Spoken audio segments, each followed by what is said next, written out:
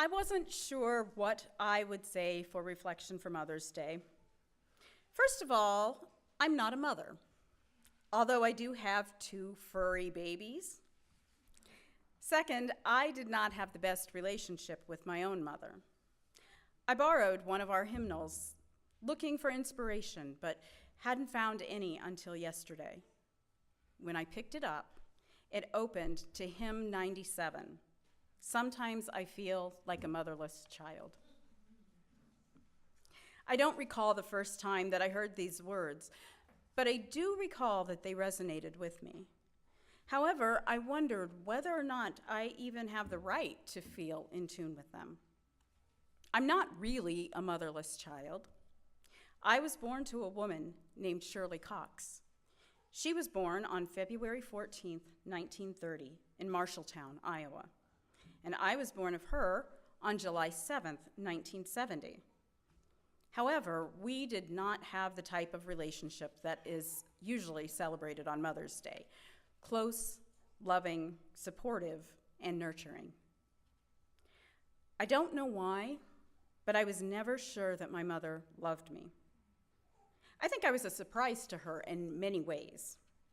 Her first child was born in April 1969, and by autumn, she was pregnant again. According to her, my sister was normally active in the womb, and perhaps she expected the next baby to behave the same way.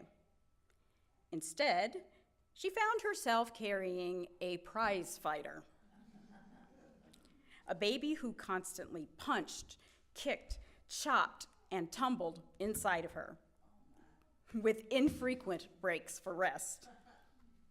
On top of that, this baby had the audacity to come out of the chute backwards with 6 fingers on her left hand, showing signs of being independent and strong-willed right from the start.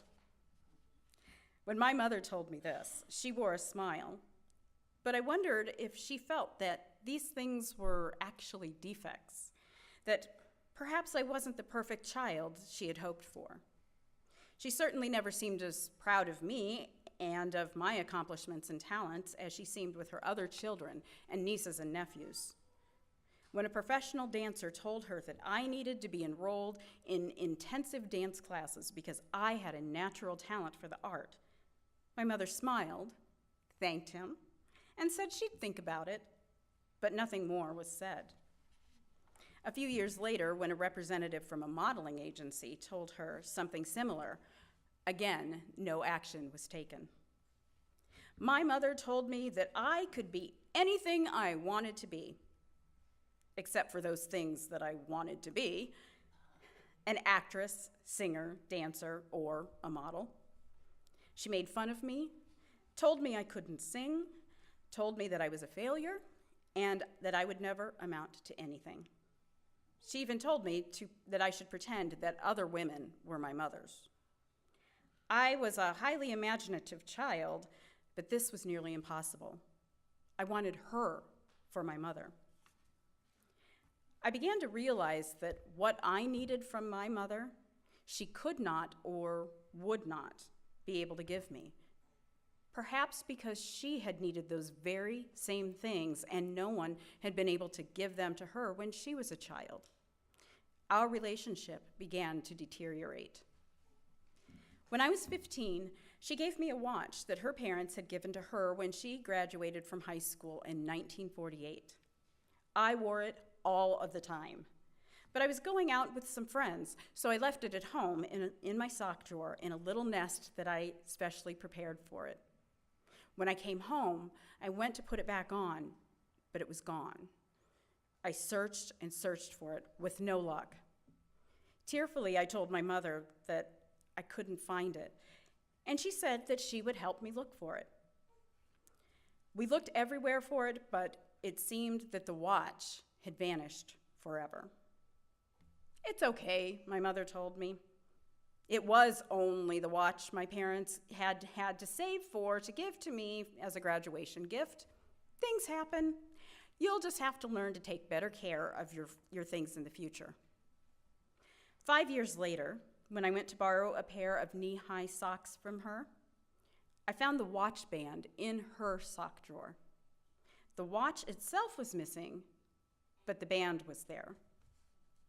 Devastated by the unbelievable cruelty she had shown me by letting me think for years that I had lost such a precious item, and confronted by the knowledge that she had known where it was all along and, in fact, had taken it back, was the final straw.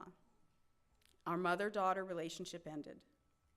I began searching for other mothers, women who might have a little extra love and kindness to spare. Fortunately, I have found several. Women who have seen the good in me when I haven't seen it in myself. Women who have been gentle and kind to me when I haven't been with myself. Women who have lifted me, encouraged me, and supported me when I haven't had the strength to do so myself. Seeds cannot grow in soil alone. The ground must be nourished, water must be added to help the roots grow deep, and the sun must smile on it to allow its flowers to burst into bloom. I wish I had time to name all of those women who have given and continue to give me the encouragement to grow. It takes a lot because I am angry at the way my mother treated me. When Linda and I met to discuss this service, we met at the Marshalltown Public Library. It's located at 105 West Boone Street. The house where my mother grew up is located at 507 East Boone Street, just a few blocks from the library. I drove over to see the house after our meeting. It looked very different. I looked at the yard and realized that my mother's seed had been sown into some very hard soil. I shed some tears and offered a smile. My mother is gone now, and I may not ever be able to truly forgive her treatment of me, especially her words about me not being able to sing. But I've been taking lessons from one of those strong, encouraging women.